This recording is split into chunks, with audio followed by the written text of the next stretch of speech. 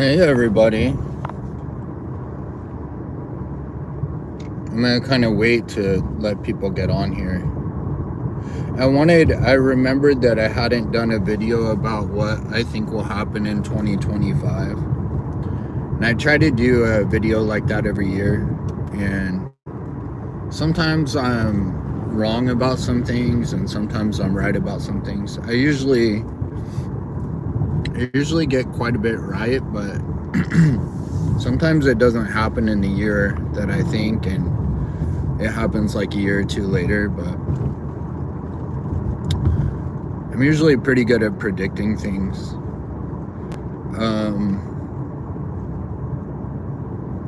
Yeah, so what do I see for 2025?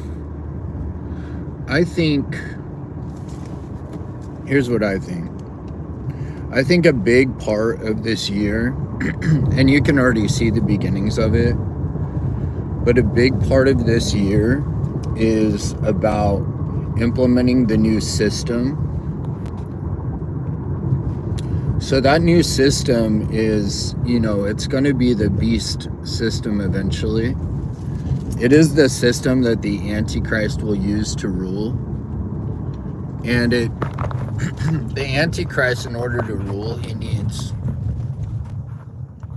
essentially needs everything to be run by AI. So he can just step in and rule everything with AI. So, that's why you see Trump, opening all these AI centers and approving like this $500 billion for AI. It's to get that system ready, The other thing that the Antichrist will need, Obama, that's who the Antichrist is. The other thing he'll need is he'll need the economic system to be run by crypto. And there's a whole process to the implementation of that. Like, it will not happen overnight. However, parts of it will. There will come a time, and I think it'll be this year, when our dollar is switched over to a digital crypto-based dollar. And it will run on the XRP ledger. I do think that'll probably happen this year. I've thought for the last couple of years that it was already going to happen, but it looks like Trump is, pretty much dedicated to the implementation of that. So I definitely see it happening this year. I think also, I've had dreams about a large-scale nuclear attack from Iran. I won't be surprised to see that happen this year. I mean, it could be further down the line. I don't know, but I do believe that will definitely happen.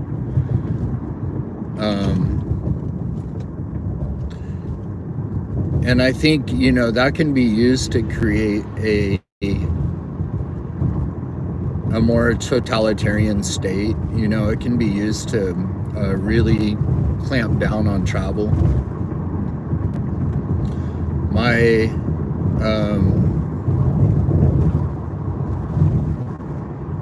My ex-wife,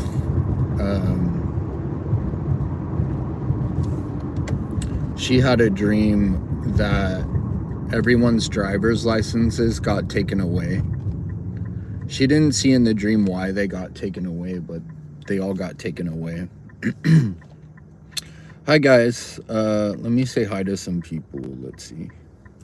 Poria, Clean, Raul, Cool Kids. Hello from Russia. Cool.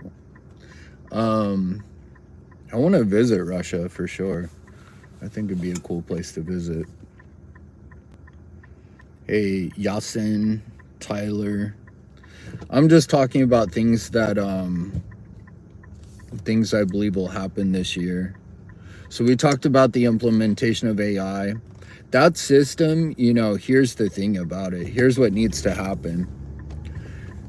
Gradually, in order for the in order for the Antichrist to be able to just step in and have total control over the world, AI needs to run pretty much everything. So I do believe the plan is to get people to gradually relinquish control over to AI, to lose faith in humanity and gradually relinquish control to AI. So, you know, I think humanity will have to, there'll be a series of events that cause humanity, you know, over the next couple of years to lose faith in governments and man's ability to run governments. And they'll eventually relinquish control over governments to AI. Like AI eventually will make laws, and you know, it'll run all of travel. Like it'll run pretty much everything. It's gonna run your car. It's gonna run the airplanes. It's gonna run the systems that bring you know, products from one country to another. You know, it's going to run everything. The whole infrastructure of the world will eventually be run by AI. But, you know, man is going to have to lose faith in man before they relinquish control. But they will. They will, because AI will be able to do everything better. But the downside is that, you know, when the Antichrist steps into his position, he'll have total control.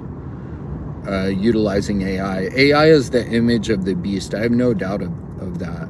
You know, I remember getting that download a few years ago. I think I made a video about that probably 8 years ago or something, that AI is the image of the beast.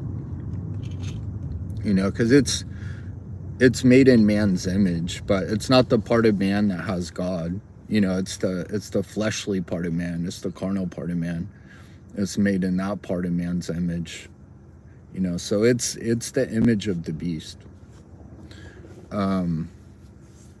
Yeah. So this year, I see AI taking a major role in things that happen. I think, you know, the growth in AI is just so exponential.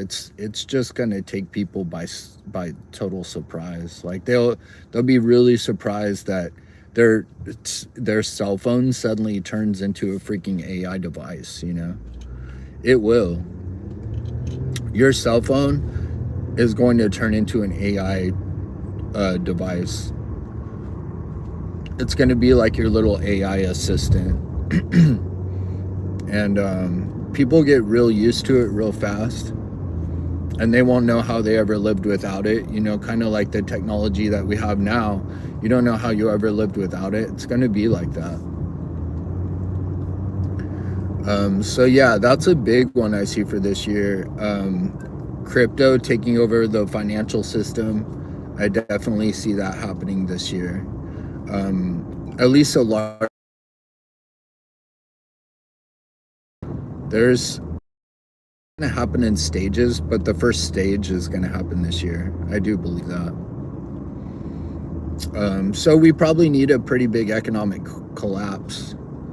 So I won't be surprised to see an economic collapse this year, because in order for people to gravitate toward the new system, they need a reason. You know, so the old system has to become really uncomfortable for people so that they ask for the new system. And then powers that be can say, oh yeah, we've got the solution for you. You know, we got it already. We'll just implement this system and you can go back to your comfortable life. And people will do it. You know, people will do anything not to lose their comfort. You know, the powers that be, they know that. So they can pretty much get people to do anything if they just take away their comfort. So I expected an uncomfortable year in a lot of ways, just so that they're able to implement some of these new systems. Yeah, so those are the biggest things that I see for this year. But you know, one thing in terms of the kingdom, I see revival coming really soon. And I don't know if it starts this year or next year, but I bet you the beginnings of it at least start this year. And what that looks like is, what the way I saw it in dreams is, I saw a global economic collapse, and I saw the revival take place right after.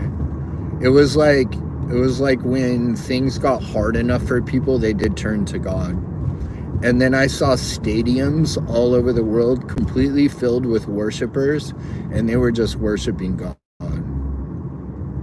And I think that's what revival really comes down to, is it's like people finally take the focus off of themselves, which is what a lot of church nowadays is about. It just turns the focus onto you. And you're a lost cause, I'm a lost cause. So that's kind of a really depressing way to live life, is to be self-focused, because it's like you'll just go back and forth through a cycle of shame and pride.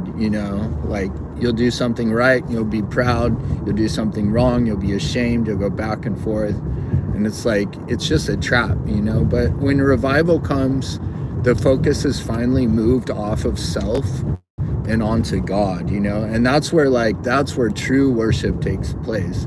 When you can just exalt God and not focus on yourself, that's where you get real revival. And then you just sit in the contrast. If you just sit in that contrast between God and you, and your focus is on Him, you're going to naturally have a very repentant heart. You're naturally going to rid yourself of the things that you need to rid yourself of, just because of that contrast, and because you want more of Him. Naturally you're going to want less of you. So I've been thinking about that lately.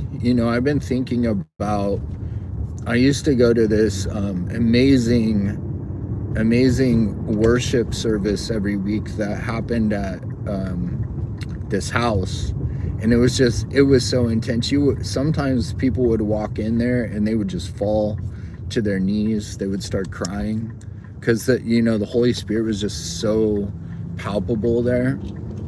And I want to get something like that going again. But the key to it is just that. The key to it is making God the focus. And that's the thing. Like, if you start a group like that, if you start a group of worshipers,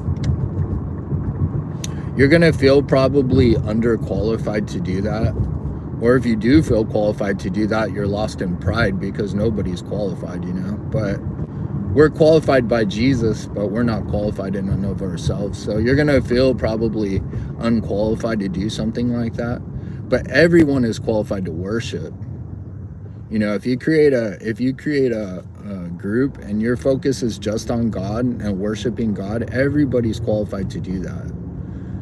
Not everybody's qualified to teach, but everybody's qualified to worship. So I've been thinking about that this year, creating a group like that. And I think that's the beginnings of revival. It's going to be groups like that popping up, and they're going to grow exponentially. They're just going to grow and grow and grow. People are going to invite people. They're going to be like, man, you got to come experience this. Like God is real. I can feel Him here. That's what happened at that other house I was at. It got so packed you could barely walk in there. And I think this year we're going to see a lot of that. I think we're going to see a lot of that. So,